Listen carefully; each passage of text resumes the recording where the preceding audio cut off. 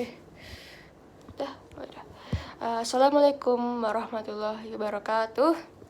Halo semuanya, saya Inan dan kali ini kita akan menghitung luas permukaan dan volume sebuah tabung. Mohon maaf untuk video yang sebelumnya karena editingnya terlalu susah, maka saya akan membuat video yang baru. Dan oleh karena itu, sesungguhnya saya berterima kasih kepada Busum karena telah memberikan kemudahan waktu, dan saya akan mencoba untuk belajar dari kesalahan saya dan lebih baik dalam manajemen waktu. Dan oleh karena itu, langsung aja kita mulai menghitung volume dan luas permukaan tabung. Oke, lanjut. Kali ini kita akan menggunakan tabung yang tidak sempurna, yaitu tabung aqua. Kenapa tidak sempurna? Karena kalau kita lihat sebentuk tutupnya pun bukan lingkaran sempurna, itu seperti kotak tapi ujungnya melengkung bukan runcing. Lalu untuk di bagian alasnya bisa dilihat, mungkin tidak jelas, namun di sini itu bentuknya lingkaran. Nah, tetapi lingkarannya ini sedikit menurun ke bawah. Jadi akan saya anggap tidak saya anggap karena kalau jika hitung seperti itu akan lebih susah, maka akan saya anggap kedua ini merupakan lingkaran yang sempurna. Oke, meskipun seperti itu, tabung aqua ini masih belum merupakan tabung yang sempurna karena diameter tutupnya dan diameter alasnya pun berbeda. Yang bawah lebih kecil dan yang di atas lebih besar. Nah, seperti itu yang beberapa hal yang harus diketahui sebelum mencoba untuk mencari volume dan luas permukaannya. Dan karena di perintahnya tabung aqua ini harus dibuka jaring-jaringannya, maka akan saya ukur dulu, akan dikembang dalam hitung. Jadi di sini diameter tutup aqua sebesar 7 cm yang bagian tutupnya, sedangkan yang pada bagian alasnya diameternya sepanjang 4,5 cm. Oke. Lalu untuk tingginya sepanjang, saya anggap ini sebagai di sini 9 cm ya, mungkin kalau nggak kebun 9 cm. Oke. Maka tutupnya adalah 7, alasnya adalah 4,5 dan tingginya adalah 9 cm. Kita akan tulis dulu sebagai pengingat. Diameter alas sama dengan 4,5, diameter tutup sama dengan 7 cm semua, dan tingginya adalah 9 cm. Oke. Nah, karena diameter alas dan diameter tutup berbeda, kita harus mencari rata-ratanya agar ditemukan diameter yang sempurna, yaitu dengan cara 4,5 ditambah 7 dibagi 2. Maka 4,5 tambah 7 adalah 11,5 dibagi 2 adalah 5,75 cm. Ini adalah diameter hasil rata-rata kedua diameter alas dan tutup tabung aqua.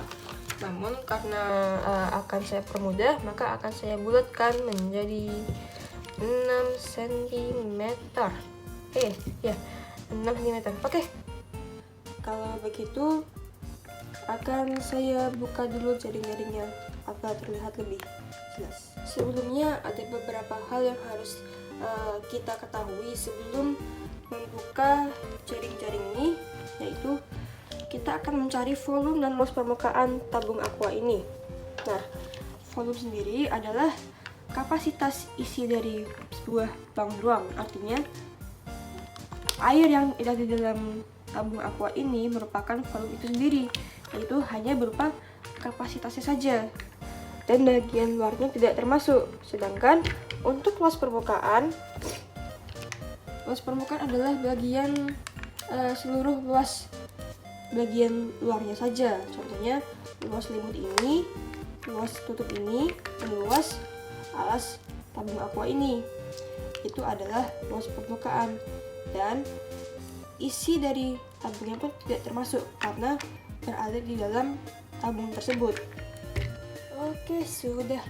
Ini sudah saya habiskan drainase kapasitas airnya, dan sekarang tinggal tersisa bentuk tabung aquanya saja atau wadahnya saja. Tetapi karena bentuk tutupnya tidak sempurna dan sudah rusak juga, dan tabung ini juga sudah tidak memiliki tutup, maka akan saya anggap jika tabung ini tidak mempunyai tutup, artinya tutupnya tidak akan saya hitung dalam luas permukaan. Oke, sudah kita buka rangkaiannya, dan jika kalian lihat tersisa selimutnya dan alasnya. Ini adalah alasnya dan ini adalah selimutnya. Namun karena bentuk selimutnya masih dalam bentuk lengkung, jika kita ini karena memang tidak bisa dilengkung, jadi sebenarnya bentuk selimut ini adalah bentuk persegi panjang, dan kalau kita gambar akan seperti ini.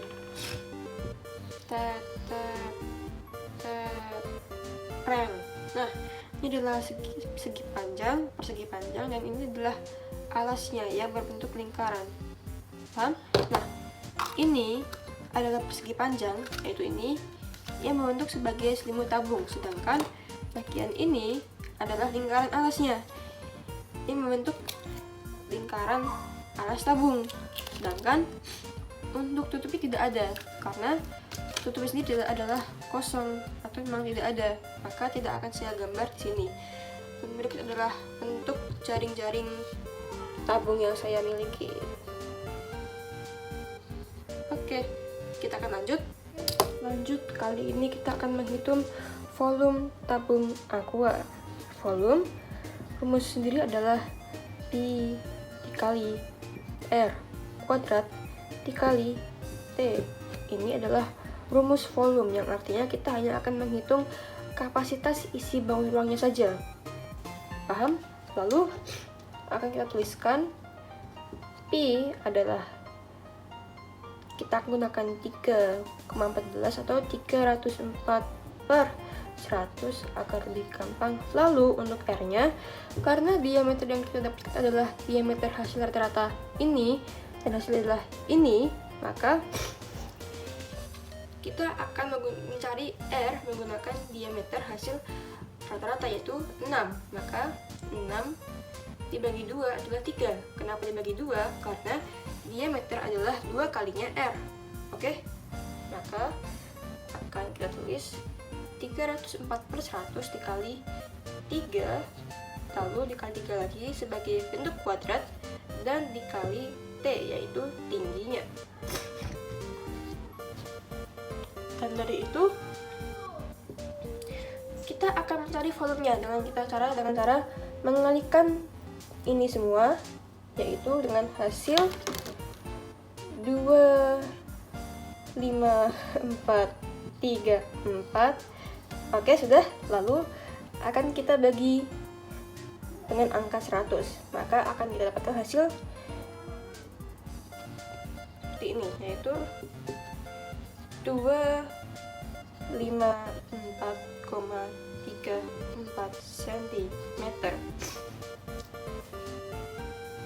atau 254,34 cm. Nah, 254,34 cm. Oke, itu adalah hasilnya. Ini adalah hasil untuk volume tabung. Jadi mungkin kalau kita lihat volume tabung aqua, hasilnya adalah berikut. Oke, lanjut kita akan mencari luas permukaan dari tabung aqua.